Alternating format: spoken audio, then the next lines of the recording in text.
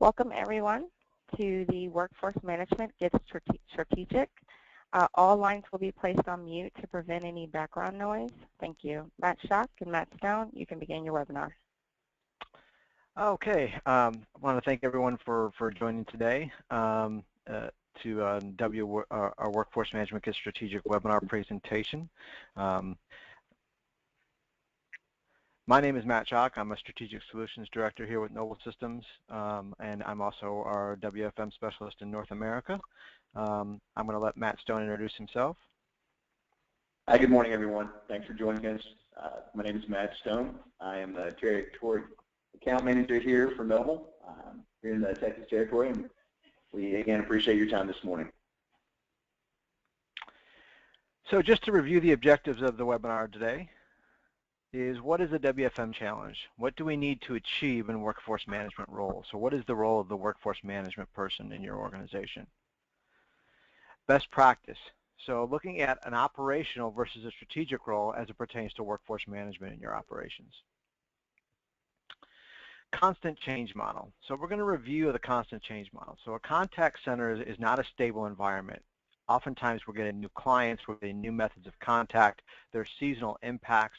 There may be other requirements looking at like legal or compliance issues or economical issues. So we're going to try to review how you can use this as workforce management as a strategy.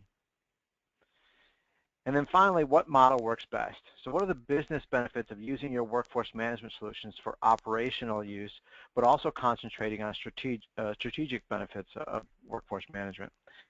We can bring an organization, no matter the size, better overall strategic use of your workforce. And then finally, what are the business benefits of it? And that's where Matt Stone is going to help to join in and talk a little bit about his experience working with other customers in workforce management and some of the business benefits, some of the return on investment that some of the customers have seen. So the WFM challenge, or the workforce management challenge, I'm sure that many of you are familiar with this, is what is the WFM challenge? Well, it's a balance. Okay, so workforce management, to quote most of the data out there today, is workforce management is the art of having the right number of skilled people and supporting resources in the right place at the right time to handle an accurately forecasted workload at a desired service level or relevant form of measurement with quality. Okay, so we want to keep all of our agents busy, right? That's at the end of the day. We want to optimize an efficiency of how agents are used within our call center. We want to keep the time callers have to wait to access the minimum, to access the appropriate resource at a minimum or maximum of a right party contact on an outbound perspective. And then finally, we want to ensure agent shifts are socially acceptable and beneficial to the business. So that's where this balance comes in, okay? It's time versus money, okay? On one side of the business driver, we have things like service level, abandonment rate, right party contact, conversion of sales, or a collection of debt, first call resolution, and an ever-increasing customer contact methods and touch points. So as we move forward with things like social media and SMS and chat, how do we balance those contacts against an employee needs, okay? So employee needs are, I have a partner or a spouse, I have children, I have friends, I have a social life, I want to work weekdays instead of weekends, I want to work mornings instead of nights. So maintaining the balance can be a difficult challenge, okay? And it's easy to tip in one direction or the other. Business needs, attrition goes up, quality of the call may go down. If we go too much in employee needs, it's customer impacting, higher salary costs by recruiting additional staff. All right. So we talked about that employee needs, and it sounds easy, right, is that balance, but it can be very difficult. So what is the WFM challenge? Question, when was the last time you reviewed your workforce management model, if you even have one today, with regards to how you forecast and schedule your employees? What tools do you use to evaluate the effectiveness of that model? Okay, so there's many different things that you may want to consider when you're looking at your WFM challenge. Is revenue and growth or decline? Are you doing any mergers or acquisitions with other organizations? and what marketing activities are taking place that may impact your call center, either positively or negatively. Are there changes in your customer segmentation? Are there any competitor activities that may be impacting you from a business perspective? Any e-commerce developments? All those things can look at then. From a staff side, what does the seasonal look like with regards to your staff? Are you coming up on a holiday or a heavy holiday period like November and December? What's the demographic of your employees in their environment? Okay, how do you recruit, engage, and retain your employees within your organization? That's really the tough challenge. That's really where the WFM challenge comes in. So we want to look at WFM as operational versus strategic. Okay, what is your call center doing? Okay, too often we see workforce management analysts just going through the motions, right? So your workforce manager is just going through the motions. They click here and the data gets passed from your ACD or your Noble Unified Communications platform to the WFM platform, and then you click another place and you get a forecast, then you check create forecast, and then you go on to bigger and better things. Okay, the problem is there's a lack of attention to detail leads to bad forecast. Okay, a bad forecast can be worse than no forecast at all. So what we're saying is we see a lot of organizations are not paying attention to the overall details. All right, so solid workforce management process include things like scrubbing the input data, segmenting the data, analyzing the data for accuracy, the presentation of the data, and a host of related activities. Okay. So as we can see here before, so some people are thinking of operational, some people are thinking strategically. However, thinking strategic is often neglected, and WFM is still only viewed as an administrative role, simply tracking staff, shifts, and holidays. And that's what we see with a lot of our companies that use workforce management today, is that they're only thinking of it as from a forecasting and scheduling and managing agent schedules. Okay, so the operational role of WFM is things like updating sick leave, updating annual leave, allocating team meetings, staff personal information, processing shift swaps, real-time adherence, intraday schedule adjustments, operational reporting. So I'm gonna ask Matt Stone to kind of weigh in here now as well, because he's worked with a lot of companies from a workforce management perspective. Matt, when you've worked with companies in the past, have you seen that kind of problem with they're just taking an operational role approach to it? I would say intraday reporting is a huge benefit, being able to make those changes on the fly and not have to stop and start over. That takes a huge impact on the managers to not see the reports and having to start over again the day. Yes, I have seen that. Okay, but you've noticed that a lot of the customers that you worked with regards to workforce management, it's been more of an operational role, right? You haven't seen a lot of strategy behind it. Typically, you're right. It's more operational. Okay. So when we think of the strategic role of WFM, we're thinking of things like what-if analysis, okay? So what if call volumes went up in a particular skill or queue by 20%? What if I was impacted by an absenteeism of more than 20% of my workforce? What is the balance of operating costs and service levels? What's the impact of staff skill groups and multi-skilling? So what if an agent has more than one type of skill, can handle more than one type of phone call within a given time frame? What are the benefits of blending? Okay, what if I can create a blended forecast that you have agents doing both inbound and outbound work? What's my redial theory and queue management? So what am I looking at from a strategic? So oftentimes we think of the strategy from a call center perspective of only looking at what we can do on our dialer or our ACD with skills-based routing, or what are my dialing strategies or my redial strategies, but we don't sort of grow that or merge that with our staffing perspectives and kind of see how we can impact it that way. Planning and impact of marketing and other events that may come up. Staff contracts, so if you have used outside staffing organizations in order to get staff, what does that recruitment look like?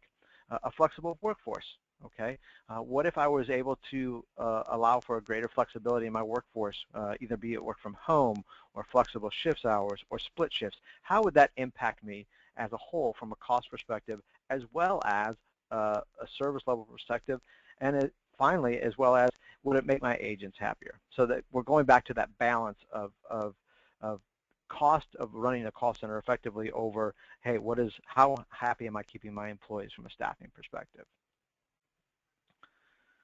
So the way we want to look at this is with a constant change model, okay?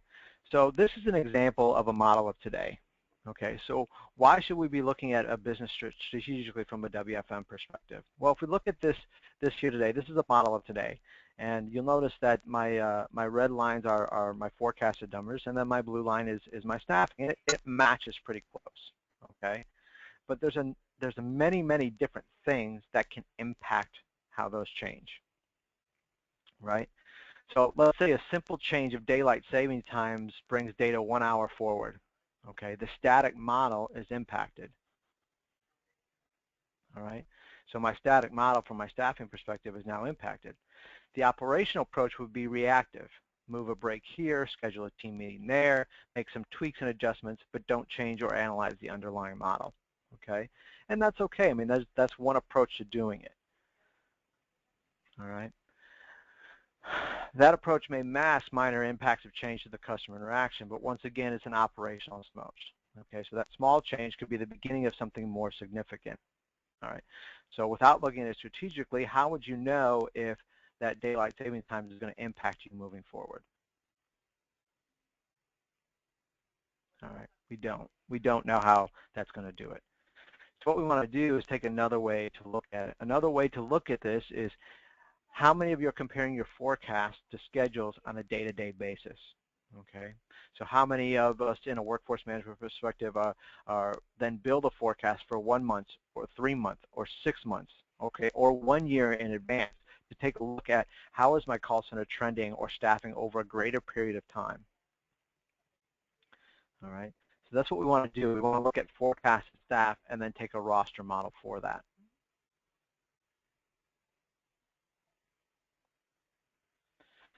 All right, so the strategic forecast should build the drive in the process, or should build in the following process, not only for today, but also for the future, okay? So in my opinion, one of the most underutilized tools in the Noble WFM solution is the shift template tool, okay? The ability to create multiple model scenarios, analyze the impacts of this against a forecast for the date in the future, and it can be highly beneficial. So it gives you that strategy, all right? And then you can simply overlay the two. And so it gives you a better strategy or a better strategic look at your call center. All right, so what are some of the impacts of not having a strategic approach? All right, value input to recruitment and staff contracts.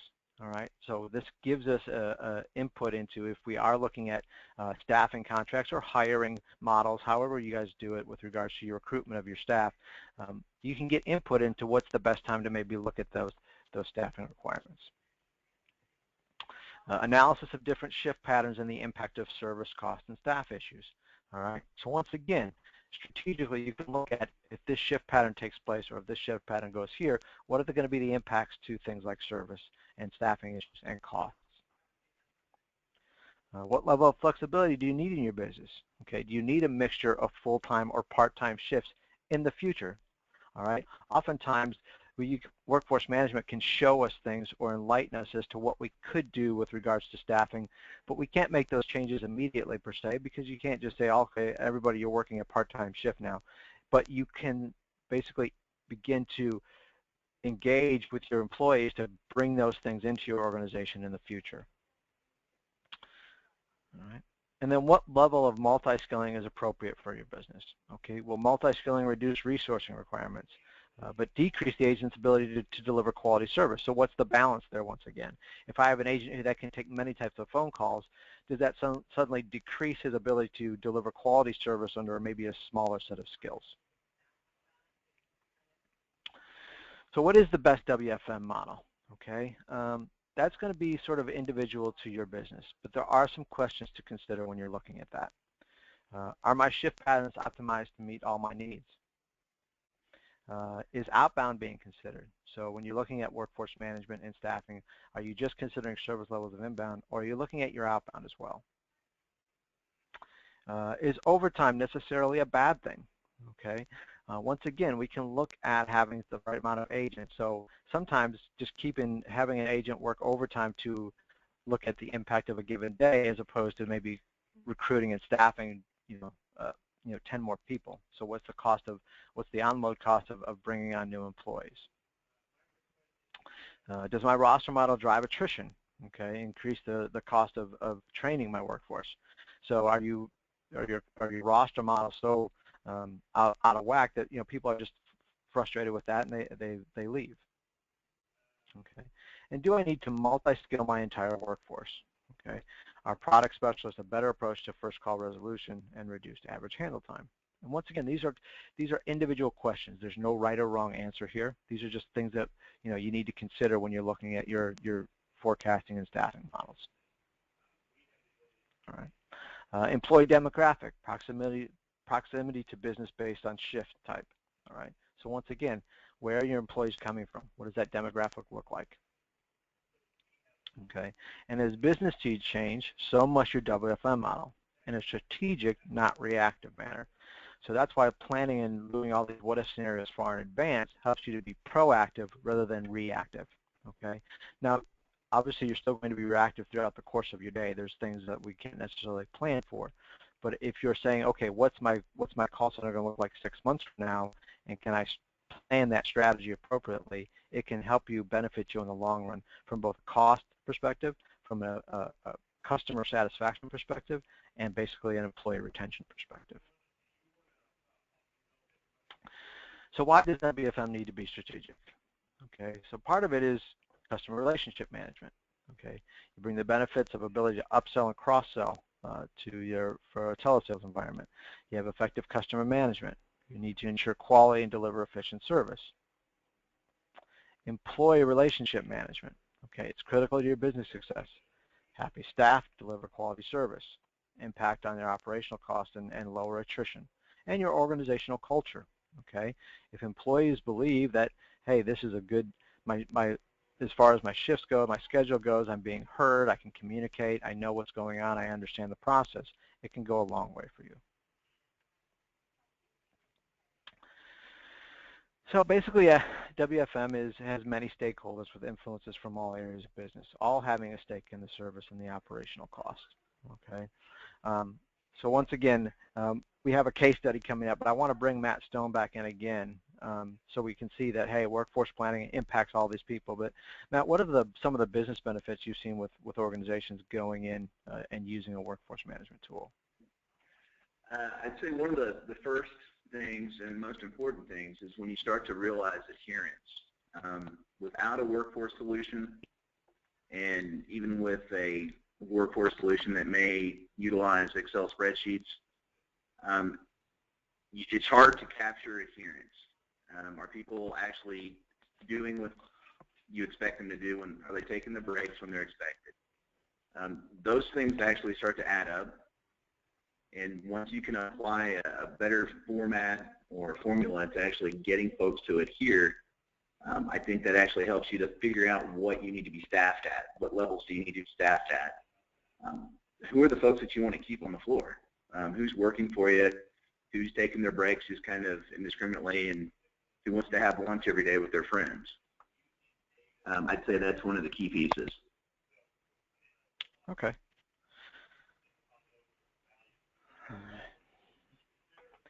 So, that's actually an excellent point. I mean, there's a lot of things that you can do and have those kind of same-day effects. Okay, but your WFM software needs to ensure it supports all elements of the business.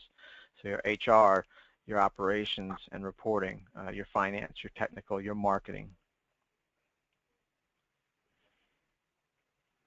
All right. So just kind of a best practice model as it pertains to WFM is over on the left, you're going to see the different portions of a WFM. Okay, so your team leader is going to look at things like agent details or input things like agent details, agent leave, trainings and meetings, shift changes. Okay, the agent is going to be responsible for inputting things like leave requests or shift preferences. The system interface is going to look at things like call data, multimedia contact data, employee data. And then the workforce planning should be used to optimize your breaks, look at your schedule production, your activity planning, all the reporting that goes into that forecasting things like special events, what-if analysis, recruitment analysis. And the output of that is going to be team leaders are going to have access to team schedules, real-time adherence and reporting. Agents are going to have basically access to their schedules and have activity reminders as far as what's coming up. When is my break coming up? Do I have a meeting today? When is that meeting coming up? And then the system interface is going to look at things like passing this information to HR and payroll, as well as a data warehouse to kind of see, once again, to Matt's point, are agents adhering to the schedule that you created in order to be able to get maximize the efficiency of your schedules.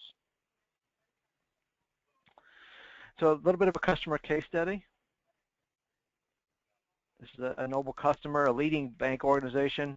Their primary mission is collections in a blended environment, although they are more outbound than inbound, but they do have both outbound and inbound.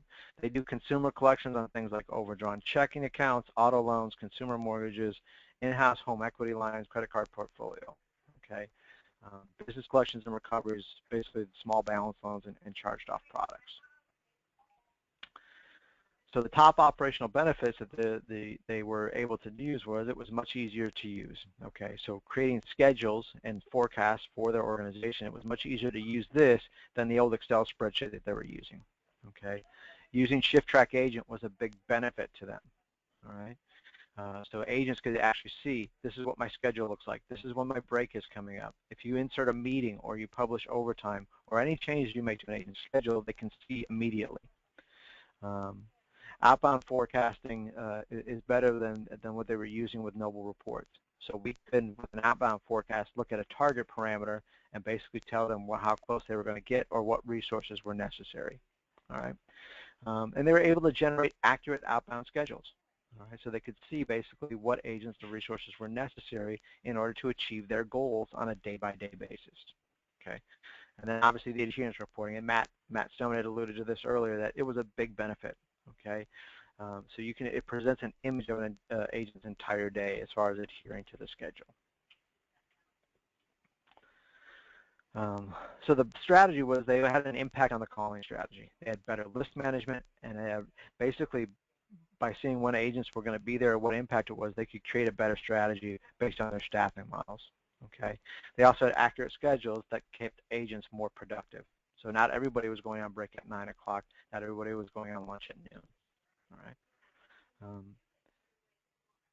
That kind of covered it. We have a few questions submitted, and I will go ahead and go through them now. How can you use WFM to minimize peaks and valleys in your service level? That's an excellent question. And in order to not get too mathematically down in the weeds, if you will, there's an algorithm that we use, okay, to look at peaks and valleys within the tool. So every time there's a peak or valley in your call volume, we're going to look at not only that particular day, not only that particular time, but 15 minutes on either side of that time, as well as every other day within a certain time frame, in order to see if that peak is a trend or if it needs to be what we refer to as smoothed out. And we use that using an algorithm known as Wheeler's exponential smoothing. Well, what phone systems can be integrated with this? Actually, just about any phone system can. Now, we have, obviously, we have a native connector with the Noble Unified Communications Platform, but we've integrated with dozens of different ACD and call center operations. I would reach out if you're interested in using this with another tool besides the Noble tool. Reach out with your SAM, and he'll get together with your SC and be able to kind of give you the more specific information. In a union environment, how do large call centers handle schedule selections? We do them every 6 months per union guidelines. That's a good question. So there's a couple of there's actually two neat things that pertains to unions. We can certainly do shift bidding. Okay, so you can use the tool to create a forecast, and you can do it as many months in advance as you want and reforecast over. And then you can use that forecast to create a roster template, and then use that template to create a shift bid template, and agents can actually bid on those shifts. In addition to that, we also allow you to identify break rules by employment type. So you can have a completely set of different break rules for those unionized employees. I hope that answers your questions. how WFM uses call metrics to set schedules.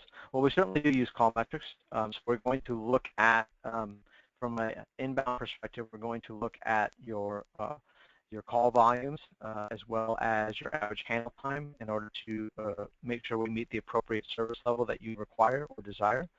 From an outbound perspective, we typically look at your outbounds grouped together by campaign type. So if you do multiple campaigns that fall under the same campaign type, we're going to look at all of that data and look at, based on what you want to achieve, whether that be a right party contact or a successful call, we're going to look at the metrics around that and use that to create an appropriate outbound forecast. As our company grows, what tools, resources would you suggest to ensure we have the right amount of staff for inbound calls? That's an excellent question. You know, there's a few different tools I would use. You could certainly use your forecast wizard that was in with the tool. We have another module with Workforce Management, which we refer to as a strategic planning module, that can look at for financial planning purposes for the upcoming year or fiscal year. You can use that tool. So that, along with your rostering templates, we've also got an extra staff adder that would allow you to add staff to the tool for the purposes of forecasting and scheduling. When will forced adherence be put into production, and how can I get ShiftTrack updated to this? I believe forced adherence, if you are using Composer, is a part of the latest and greatest Composer applications, and WFM ShiftTrack 6.0, I believe, will have forced adherence as well. Don't quote me on that. You may want to check with your SAM and SE to determine if that is beneficially released. How can you better forecast for a center that is primarily outbound? So once again, we can certainly do that if it's primarily outbound or even all outbound. We have an outbound forecast module that, once again, will group like-type campaigns together in order to give a total day view of your calling activity and look at things like right party contacts, connects, things of that nature to determine how many resources are going to be necessary to achieve a pre-decided goal.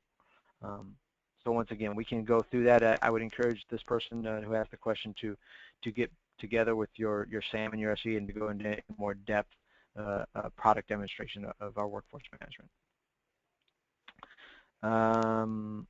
How is chat and email handled in your system? Well, there's really a couple of different ways to handle chat and email. Chat really can be handled as another form of an inbound call. If we have the data from your chat provider, that gives us the number of chat events in a specific time increment, typically 15, but we can work with a 30-minute increment. And what the average handle time is of that chat, we can basically then import that data and forecast it as if it were an inbound phone call. Now, we also have a multimedia forecast that you could use for chat, but multimedia is typically used for things like email or other things where we don't have typically an average handle time, all right? Or we have media that's come in maybe overnight. So you can imagine email really can come in, say, 24 hours a day. So you can create a tool that says, listen, I get this many emails in overnight, so I want to top up my forecast. I get this many per hour. I want to give a flat handle time because we really don't know how long it takes someone to handle an email, so we're going to make a best guess at it. And then you can do a distribution model, okay, which allows you to allocate how much of your resources you want to put on email, and basically how do you want that distributed over the period or the course of your day, if you will.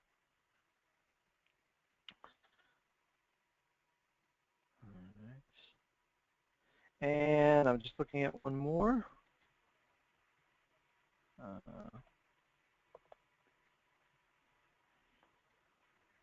Importing data and future forecast length.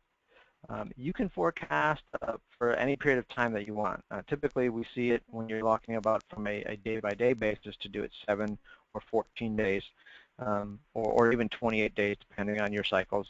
But with the strategic planning module, you can certainly go much longer than that if you need to. so you can create a future.